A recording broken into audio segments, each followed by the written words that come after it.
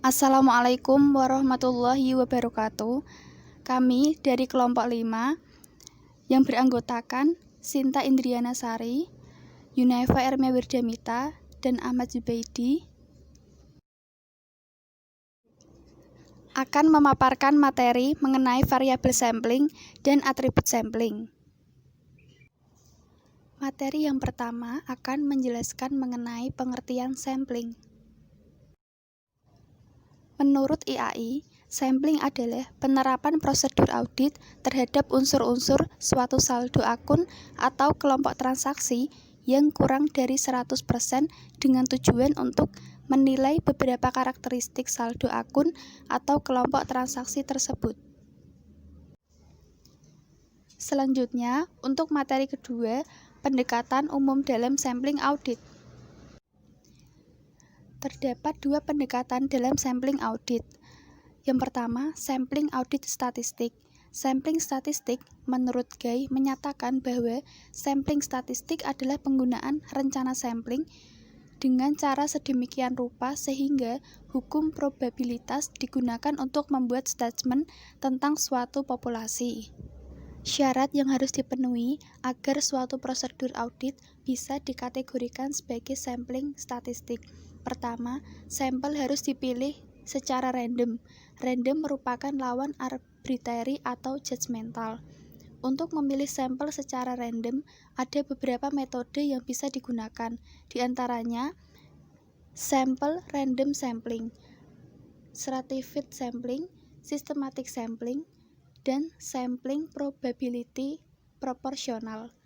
Kedua, hasil sampel harus bisa dievaluasi secara matematis. Kelebihan sampling statistik. 1. Memungkinkan auditor menghitung reliabilitas sampel dan resiko berdasarkan sampel. 2. Mengharuskan auditor merencanakan sampling dengan lebih baik dibandingkan dengan sampling non-statistika. 3. Auditor bisa mengoptimalkan sample size, tidak overstate atau understate dengan resiko yang hendak diterima terukur secara matematis. 4. Berdasarkan sampel, auditor bisa membuat statement yang objektif mengenai populasi sampel. Pendekatan sampling audit yang kedua yaitu sampling audit non-statistik. Sampling non-statistik merupakan pengambilan sampel yang dilakukan berdasarkan kriteria subjektif. Besarnya sampel dan pelaksanaan evaluasi atas sampel dilakukan secara subjektif berdasarkan pengalaman auditor. Kelebihan sampling non-statistik. Sampling non-statistik yang direncanakan secara tepat akan dapat seefektif sampling statistik. Banyak situasi yang membuat judgement sampling lebih sesuai daripada sampling statistik. Harus dicatat bahwa sampling statistik merupakan alat yang berguna untuk sebagian, tidak semua situasi. Beberapa metode pemilihan sampel yang dikategorikan dalam sampling non-statistik. 1. Haphazard sampling. Auditor memilih sampel yang diharapkan representatif terhadap populasi lebih berdasar judgement individu tanpa menggunakan random probabilistik. 2. Block sampling. Menggunakan seleksi satu atau lebih kelompok elemen populasi secara berurut. 3. Systematic sampling. Menggunakan start point yang ditentukan secara judgement, kemudian memilih tiap elemen populasi ke N. Yang keempat, directed sampling. Menggunakan seleksi berdasarkan judgement elemen bernilai atau elemen yang diyakini mengandung error. Selanjutnya, materi ketiga, teknik sampling audit pada variabel sampling dan atribut sampling. Variabel sampling. Sampling merupakan prosedur yang umum digunakan oleh auditor. Variabel sampling adalah teknik statistik yang digunakan oleh auditor untuk menguji kewajaran suatu jumlah atau saldo dan untuk mengestimasi jumlah rupiah suatu saldo akun atau kuantitas yang lain. Dalam pengujian substantif, auditor dapat menghadapi dua keputusan. 1. Melakukan estimasi suatu jumlah, misalnya saldo suatu akun. Dan yang kedua, menguji kewajaran suatu jumlah. Tahapan-tahapan dalam variabel sampling adalah sebagai berikut. 1. Penentuan tujuan pengambilan sampel. 2. Penentuan populasi. 3. Penentuan sampling unit. 4. Penentuan besarnya sampel. 5. Penentuan metode pemilihan sampel. 6. Pemeriksaan sampel. 7. Evaluasi hasil sampel. Materi yang selanjutnya adalah atribut sampling.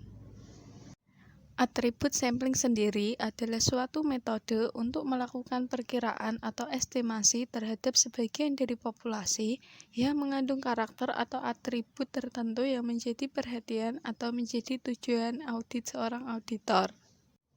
Langkah-langkah dalam memilih sampel. Yang pertama, tentukan tujuan dari prosedur pengujian dan bukti yang akan dihasilkan sehubungan dengan asersi yang mendasari atribut pengendalian yang akan diuji.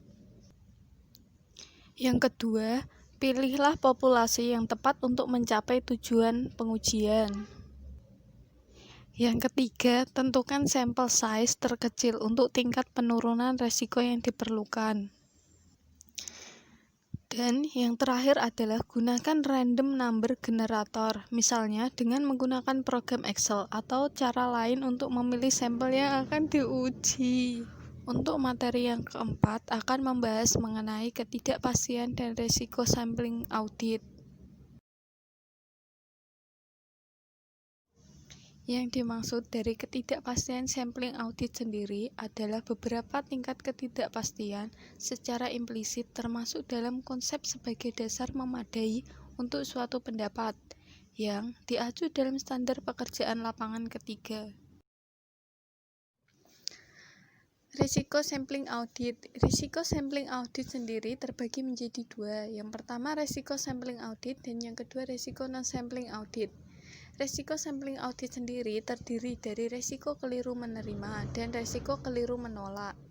Untuk risiko non-sampling audit terdiri dari risiko penentuan tingkat risiko pengendalian yang terlalu rendah dan risiko penentuan tingkat risiko pengendalian yang terlalu tinggi. Untuk materi yang terakhir akan menjelaskan mengenai sampling dalam pengujian substansif dan pengujian pengendalian. Sampling dalam pengujian substansif.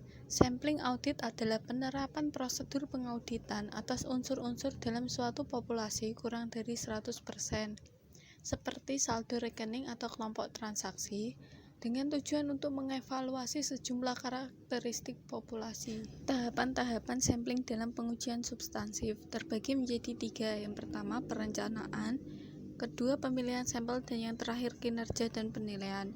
Untuk perencanaan sendiri terdiri dari hubungan antara sampel dan tujuan audit yang relevan, pertimbangan pendahuluan atas tingkat materialitas, karakteristik populasi, yaitu unsur yang membentuk saldo akun atau kelompok transaksi yang menjadi perhatian. Yang kedua adalah pemilihan sampel. Unsur sampel harus dipilih sedemikian rupa sehingga sampelnya dapat diharapkan mewakili populasi. Dan yang terakhir, kinerja dan penilaian. Dalam beberapa situasi, auditor mungkin tidak dapat menerapkan prosedur audit yang direncanakan terhadap unsur sampel yang terpilih. Sampling dalam pengujian pengendalian. Sampling audit adalah penerapan prosedur audit terhadap kurang dari 100% unsur dalam suatu saldo akun atau kelompok transaksi dengan tujuan untuk menilai beberapa karakteristik saldo akun atau kelompok transaksi tersebut. Tahapan-tahapan sampling dalam pengujian pengendalian. Tahapan yang pertama adalah perencanaan. Hubungan antara sampel dengan tujuan pengujian pengendalian. Tingkat penyimpangan maksimum dari pengendalian yang ditetapkan yang akan mendukung tingkat risiko pengendalian yang direncanakan. Tingkat risiko yang dapat diterima auditor atas penentuan risiko pengendalian yang terlalu rendah. Karakteristik populasi, yaitu unsur yang membentuk saldo akun atau kelompok transaksi yang menjadi fokus perhatian. Tahapan yang kedua adalah pemilihan sampling. Unsur sampel harus dipilih sedemikian rupa sehingga sampelnya dapat diharapkan mewakili populasi. Dan tahapan yang terakhir adalah kinerja dan penilaian. Jika auditor tidak dapat menerapkan prosedur audit yang direncanakan terhadap unsur sampel yang terpilih, maka auditor harus mempertimbangkan penyebab keterbatasan tersebut, mempertimbangkan unsur yang terpilihnya. Sekian penjelasan materi dari kelompok kami, kurang lebihnya mohon maaf. Wassalamualaikum warahmatullahi wabarakatuh.